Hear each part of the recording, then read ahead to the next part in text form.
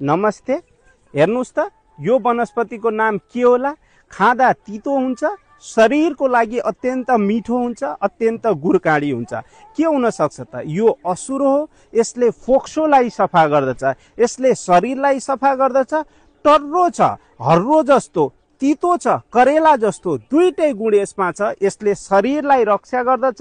यसले शरीरमा जो विकार हुन्छ, जो शरीरमा इन्फेक्सनको चान्सेस हुन्छ, जो लन्जमा इन्फेक्सन हुन्छ, त्यसलाई यसले रोक्दछ। यो अनेक अबलेय, अनेक सिरपमा यसको औषधि बनेर आउँदछ। यसको गुणकारी नै यसको केमिकल कन्स्टिट्युएन्टमा हुन्छ। यसको प्रयोग सही तरिकाले गरियो, सही औषधिको प्रयोग गरियो भने यसले फोक्सोसँग सम्बन्धित अनेक समस्या ठिक गर्दछ। फोक्सोलाई साफ गर्दो हो। असुरोको अनेक पार्ट्स हुन्छन्, पत्ता हुन्छ, फ्रुट हुन्छ, फ्लावर हुन्छ, लिफ हुन्छ, साथसाथै यसको रुट हुन्छ, बार्क हुन्छ। के प्रयोग गर्ने, के को लागि प्रयोग गर्ने, सबको अलग अलग काम हुन्छन्। असुरोको जो पत्ता छ, स्वरस छ, खोकीको लागि दिन सकिने भयो।